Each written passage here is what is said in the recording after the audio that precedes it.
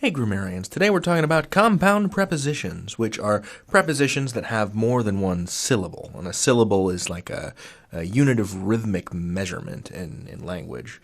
So for example, you could say compound prepositions. So the word compound has two syllables here, and the word prepositions has four. And it's just how many rhythmic word sounds there are. That's all it means. And it generally tends to mean that a word is more complicated. Adding to the complication is that a lot of these words have multiple meanings.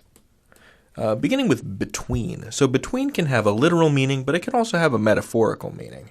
And what it means is that when you use between in a sentence, you're considering multiple objects as individuals. So between considers individuals.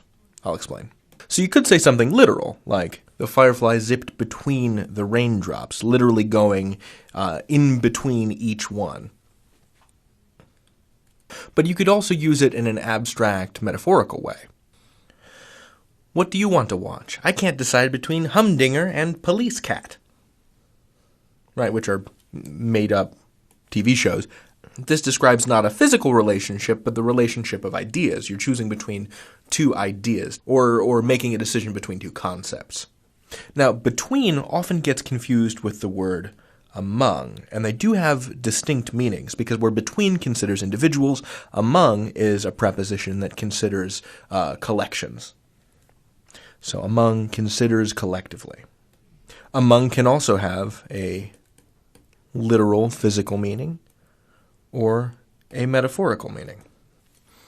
We could say something like, Ashley and Cyrus frolicked among the daisies. And we could say this because we're not really distinguishing between each individual daisy, the way that the firefly up here in this sentence is distinguishing between each individual raindrop that it flies between. I imagine Ashley and Cyrus as dancing through or frolicking through a field of daisies, and they're not distinguishing between each one. You can also use among metaphorically and say, among the ideas you've had, I like this one best. So, considering the entire collection of ideas that you might have had, like, say, for a television show, like something called Humdinger and something called Police Cat, among those ideas, among like a multitude of ideas, I like this one. But the difference is in this prepositional phrase that we're just sort of considering all of those ideas as a collective group. Let's look at some more prepositions. Around is a word that has both a literal and a metaphorical connotation, and around is, in the literal sense, is pretty explanatory, pretty self-explanatory. The fox ran around the tree, right? So we've got this tree, and we've got a little fox going around it. There goes the weird-looking little foxy. But in the metaphorical sense, we can also use this connotation of going around something in a circle. You know, the mayor talked around the issue. You can use the word around as a metaphor to say that someone is avoiding something by, instead of addressing it head on, just going, what's that? Whoop, nope. Here's your little trouble box here.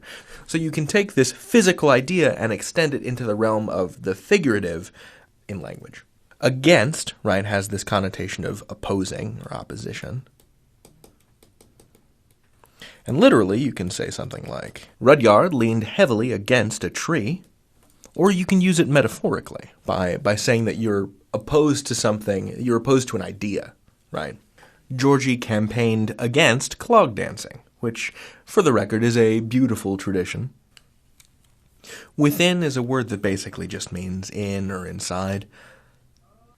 And you can use it literally, to say, there's a frog within the pond. Which is maybe a little ponderous, but you get the idea. But if you wanted to get metaphorical, you could say, non-literally, who can say what is within Ralph's heart? Right, and we're not asking, what's the condition of his cardiac muscles. We're not talking about the blood. We're talking about what spiritually or what emotionally is going on inside Ralph. Without is an interesting one because it used to mean something different. It used to mean something more akin to outside, but now it has this connotation of just not with. It's the opposite of with. I guess we're going to the candy planet without stew, then. All right, let's look at 2 more examples. So inside basically means the same thing as in or within. You can use it much the same way as you would use any of those other 2 words. So you could use it literally and ask, what's inside the box? Well, we can also use this kind of interiority as a metaphor and say, what's inside her mind right now?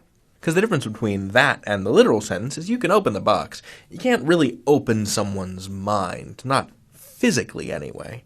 You can open someone's mind by showing them new foods and movies and books and music and stuff, but you can't really get inside someone's head unless you're, a psychic mind wizard. Finally, beyond. And beyond is a preposition that has this connotation of being far away. Like far away and past some point. And it also has a literal meaning, and it has a metaphorical meaning. So, for example, you could say literally, beyond those mountains is Terrell's kingdom. Right, we're using these mountains as like a literal boundary. Little snow-capped peaks. And past them is, Terrellia. But you can also use it as a metaphor. We can use this physical relationship as a metaphor.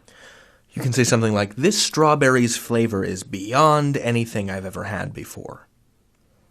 Right, this is just like the world's most delicious strawberry. And its taste, its flavor surpasses, it goes past, over the mountains and into Terrellia. That's how delicious it is. Oh my goodness, what a strawberry,